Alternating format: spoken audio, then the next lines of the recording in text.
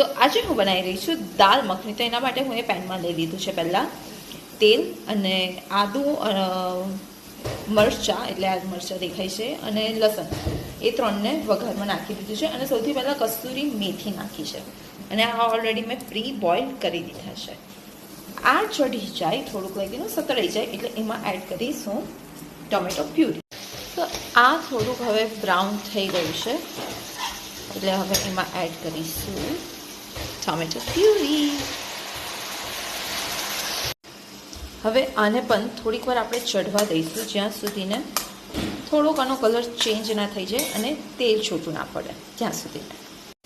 જેવી રીતે માણસોના કલર બદલાય અને મોઢું ચડે ને, એવી રીતે આનું પણ થોડુંક એનો કલર બદલાઈને ચઢવા મળે એટલે એમાં આપણે એડ કરીશું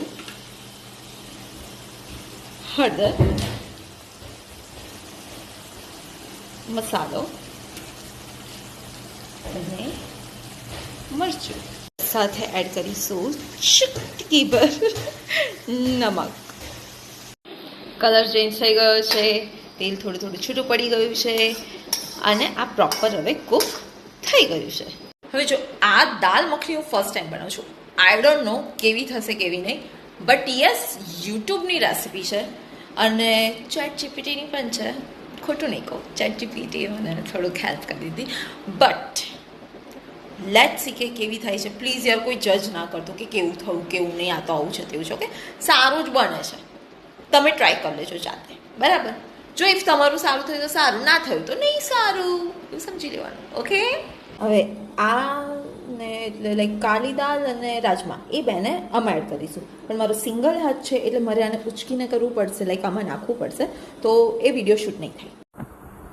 ઓકે, હવે જે દાળ હતી એટલે કાળી દાળ અને રાજમા મિક્સ કરીને જે બોઇલ કર્યા હતા એ મેં આમાં એડ કરી દીધા છે. હવે આને એકદમ ધીમા ધીમા ધીમા તાપે કૂક થવા દેવું પડશે, 15 મિનિટ જેવું મે બી, તો એનો ફ્લેવર અંદર મિક્સ થશે.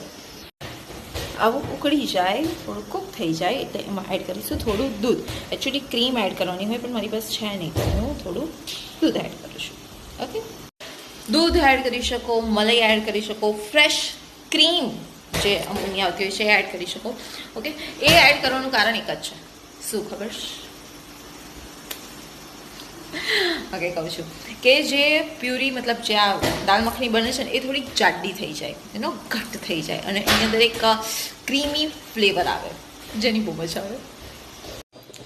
લાસ્ટમાં એડ કર્યું છે બટર એડ કરીને મિક્સ કરી દઈશું.